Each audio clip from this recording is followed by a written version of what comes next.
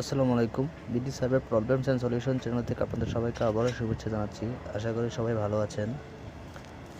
তো আজকে আপনাদের দেখাবো বিয়ারিং সম্পর্কে। আসলে বিয়ারিং বা আপনার অক্ষাংশ, দ্রাঘিমাংশ এগুলি আপনার এর মাধ্যমে কীভাবে এগুলি আমরা আসলে থিওরিটিক্যালি আমরা অনেকে পড়ে আসছি, কিন্তু সেটা আমরা পড়ে আসছি, কিন্তু এখন বাস্তবে সেটা আমরা যারা সার্ভে লাইনে বড় প্রজেক্টে কাজ করছেন তারা আসলে এটার প্রয়োজন হয়। কীভাবে অক্ষাংশ, দ্রাঘিমাংশের মাধ্যমে আসলে কোঅর্ডিনেট বের করতে হবে।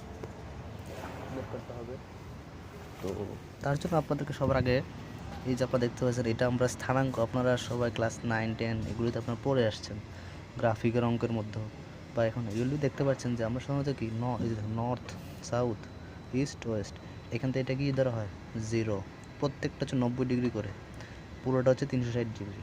নর্থ, সাউথ সাধারণত কি ডানা বর্তে বলতে কি ডান দিকে, ঠিক আছে, ঘড়ির কাঁটা যেদিকে যায় ক্লক ওয়াইজ, আর এটা হচ্ছে এন্টি ক্লক ওয়াইজ। তো আমরা সাধারণত কোঅর্ডিনেট হিসাব করা হয় ক্লক ওয়াইজ, ঘড়ির কাঁটা যেভাবে ঘুরে। তো এখন এটা যদি 0 হয়, আমার এখানে একটা কাজ আছে যে আমি আপনাদেরকে অ্যাসোলাইন করার জন্য আমি আগের ভিডিওতে বলেছিলাম সেটা কীভাবে কাজ করে। তো এইখানে থেকে দেখেন আমার এইখানে একটা প্যারালাল হচ্ছে এই লাইনটা, আমার এইখানে একটা ডিগ্রি দিয়ে দিচ্ছে যে এত ডিগ্রির মধ্যে আমার একটা কাজ করতে হবে। এটা হচ্ছে থিটার মান, এখানে তখন আমি থিটা লিখে দিয়েছি যে থিটা মানে রেড থিটা কত ডিগ্রিতে এটা কাজ করব, ঠিক আছে।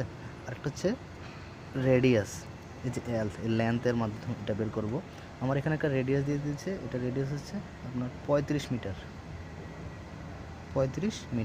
তো এখন আমরা এটা কীভাবে বের করব তার আমরা দেখাবো। যে এই যে দেখতে পাচ্ছেন সূত্র হচ্ছে আমার নর্থ বের করার জন্য এল কস থিটা প্লাস হচ্ছে আমার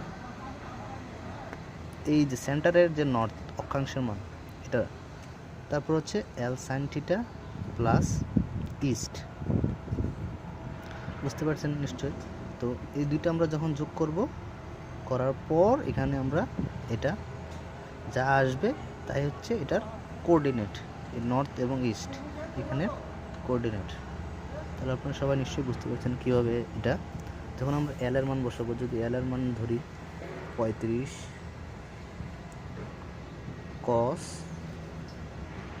54.56 প্লাস হচ্ছে 20-25, 35 সাইন থিটা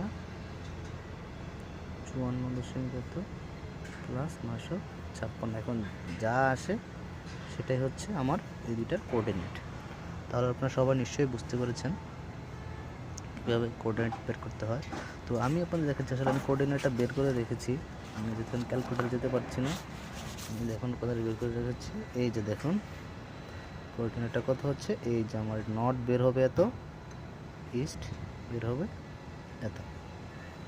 তো আপনারা সবাই নিশ্চয়ই বুঝতে পেরেছেন কীভাবে কোঅর্ডিনেটটা বের করতে হয়। আশা করি সবাই বুঝতে পারছেন, না বললে আপনারা কমেন্টে জানাবেন, আমি আপনাদেরকে বোঝানোর চেষ্টা করব। আর আপনাদের সবাইকে আবারও বলবো আমার চ্যানেলটি সাবস্ক্রাইব এবং শেয়ার করার জন্য। ধন্যবাদ সবাইকে। আসসালামু আলাইকুম।